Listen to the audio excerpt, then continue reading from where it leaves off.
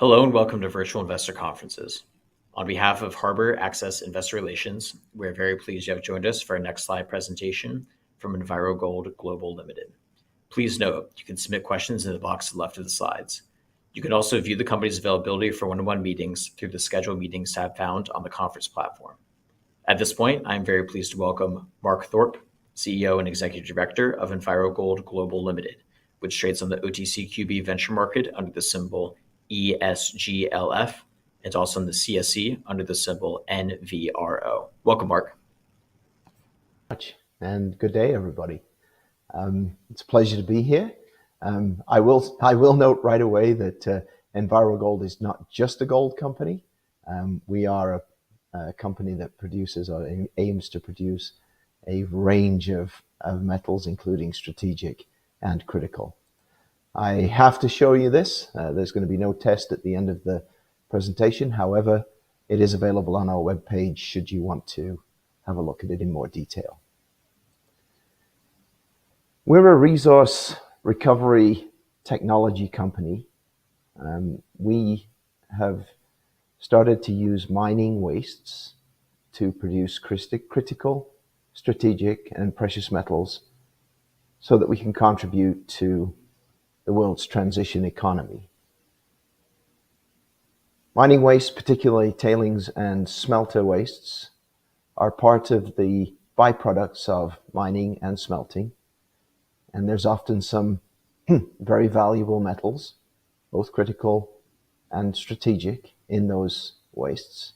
And we have developed a technology that will recover those metals. We have taken an old technology that was used in the 70s, and we've updated this leach technology to make it faster reacting at lower temperatures than normal. We operate around 85 Celsius, which is the optimum temperature for the exothermic reaction that we create. And we do it at atmospheric pressure. A lot of the more conventional and technologies are high temperature, high pressure, with obviously very costly equipment in order to achieve that. We obviously work primarily at brownfield sites, and we aim to reduce the environmental liabilities of the smelter wastes and the tailings. In addition to our leach technology for the production of metals, we also have 22 patents and designs in our IP portfolio related to water treatment. Our business model is fairly simple. We identify wastes, tailings, and smelter residues from either new or old projects. We enter a commercial agreement with the owners and sign an MOU and then a definitive agreement. We complete our metallurgical testing programs, and then we implement one of two business models.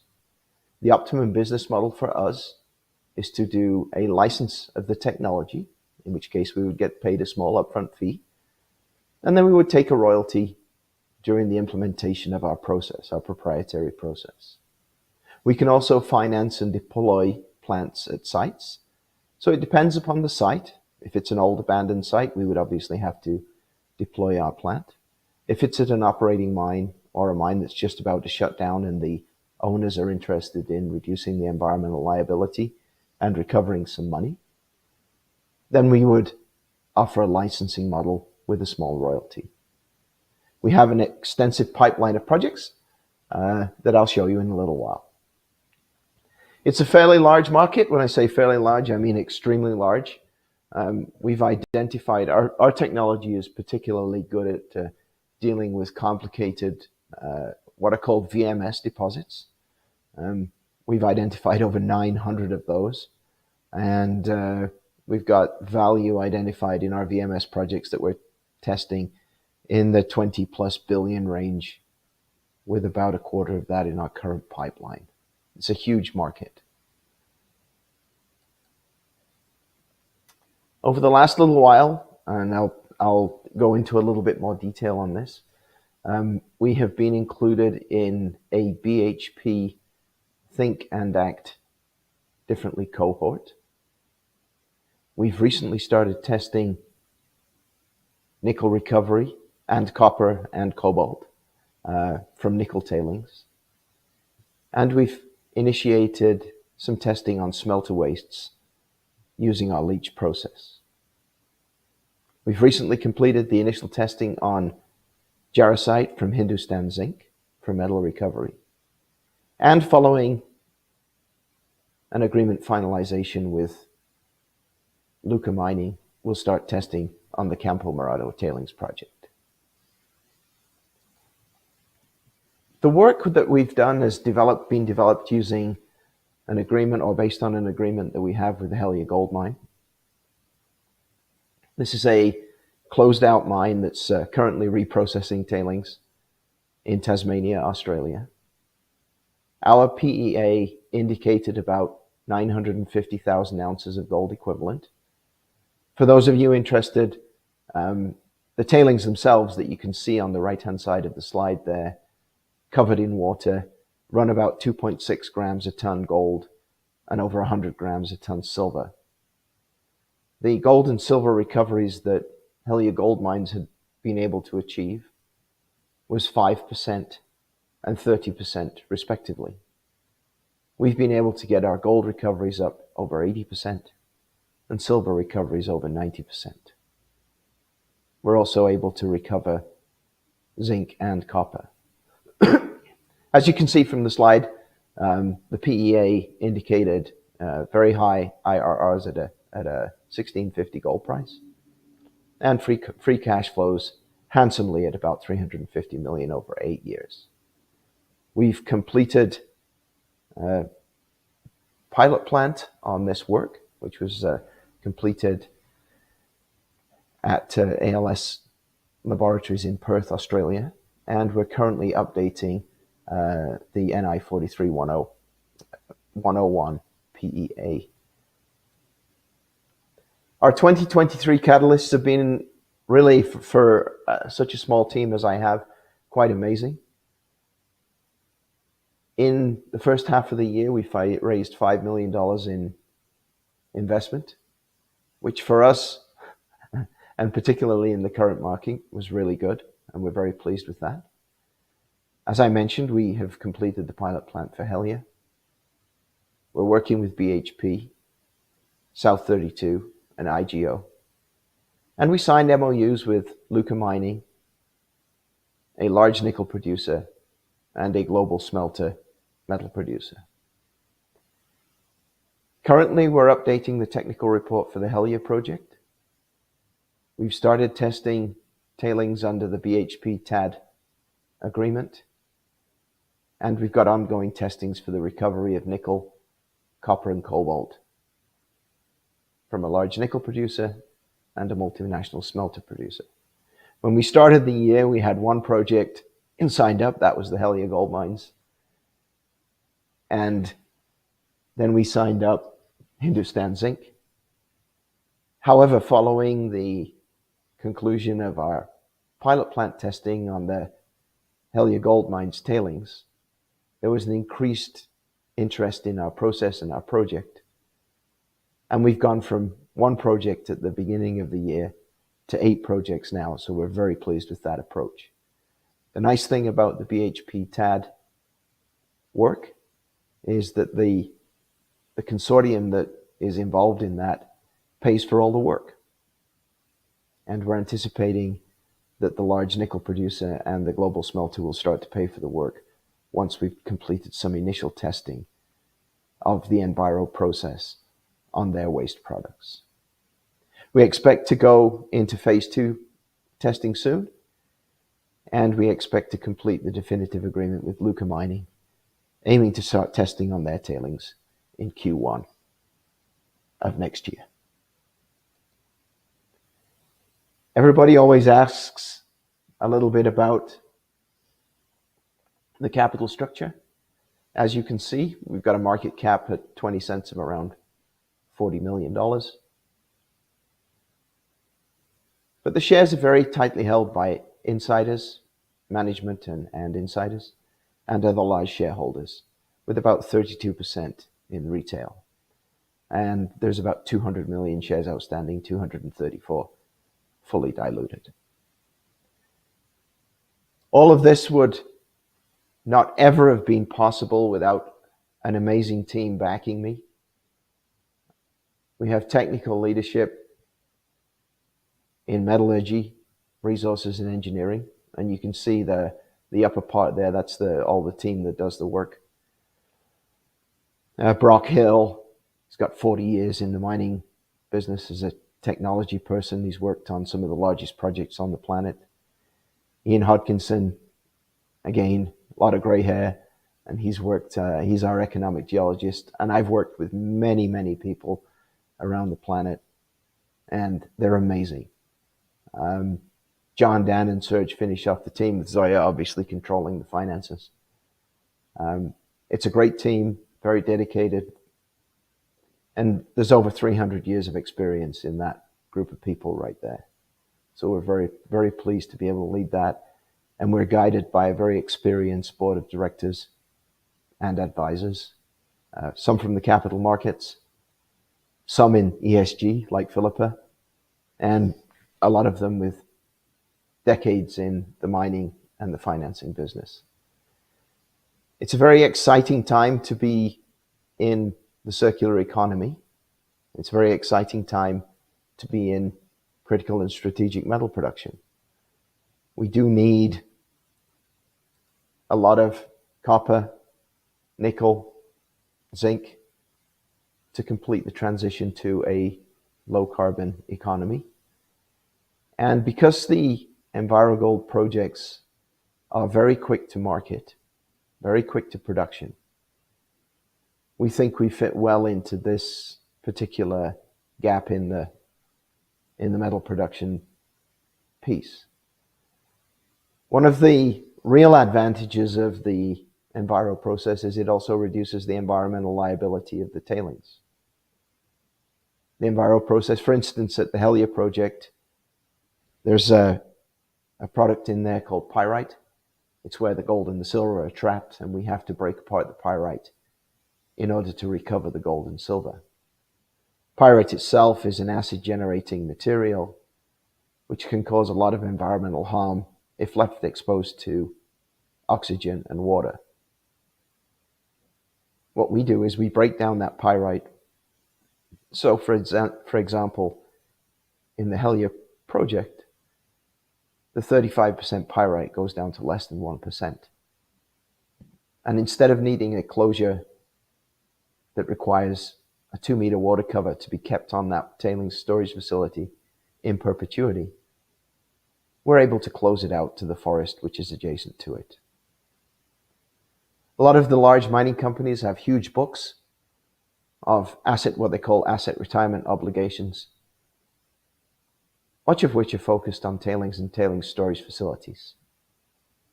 Our ability to work with these large mining companies to effectively recover metal from the tailings and reduce their environmental liability, obviously, is of great interest. So to sum up, we have a multi-billion-dollar market opportunity.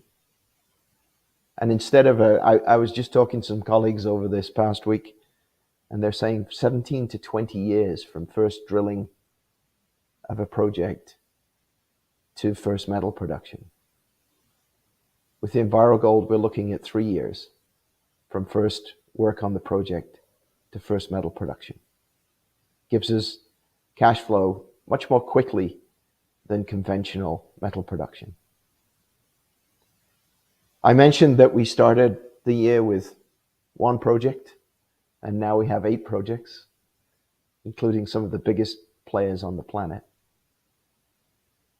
So this pipeline of projects, and each one of these large companies have many tailings storage facilities that will eventually need to be closed. And we aim to work with them to reduce their liability whilst recovering the metals we need. We have an amazing team. As I mentioned, there's over 300 years of experience. Oh dear, that ages us a little bit. And we're really the only ones working in the space on these more complicated tailings. So we're the first movers in this. We have great upside, a great team, and a great pipeline of projects with great partners to work with. So with that, I will say thank you very much, and I appreciate you taking the time.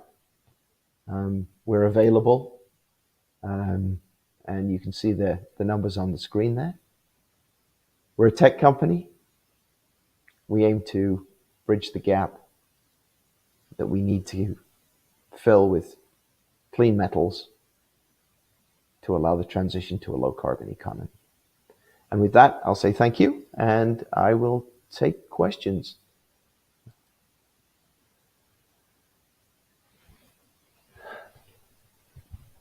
So we've got a few questions. What are the capital requirements for the Helia project, and how do we plan on financing this? Capital requirements for the Helia project, the PEA was in at around 100 million. We're doing some work on the PEA right now, so obviously that will change. However, we've got two models to finance the Helia project. We would do debt financing, a combination of debt and equity on a project with a decent IRR. That should be possible. The second piece that we're going to propose to Helia Gold Mines is that we do a revenue model. They wish to continue work on their underground mine, so it would be nice if they could generate some additional cash from their tailings to help finance that. So we would do a licensing of the technology over to Helia Gold Mines, and they could implement the project as part of their redevelopment for the underground mine and move forward from there. Will you be revenue producing in 2024, and any guidance for next year? We are unlikely to be revenue producing in 2024. Our aim is to produce revenues in 2025 based upon the development. We've still got some work to do over at Helia, and we will be working with the Helia Gold Mines on the environmental approvals. In addition to that, we've got a lot of work to do and partners with BHP and TAD, and so we're really looking forward to getting stuck into that work and having some pilot plants running next year as well. What is stopping larger companies from replicating your process? We have patents on our process. We have a full patent pending on the NVRO process. And so one of the things that we would want to do, and this is a follow-on question on the IP.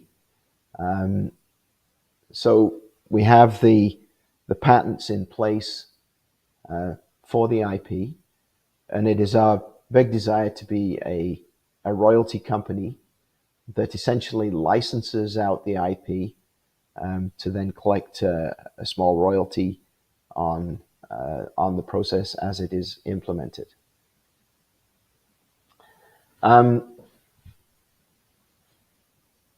Milestones for, what are the milestones for 2024?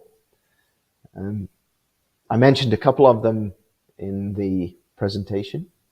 The first one would obviously be to complete the initial testing on the nickel tailings and get that report out to our partner there, and also complete the testing on the smelter residues. We've already got the tailings from the BHP TAD consortium in the lab, so we'll be advancing the work on the tailings from South 32 and from IGO, and advancing that through to a phase two project.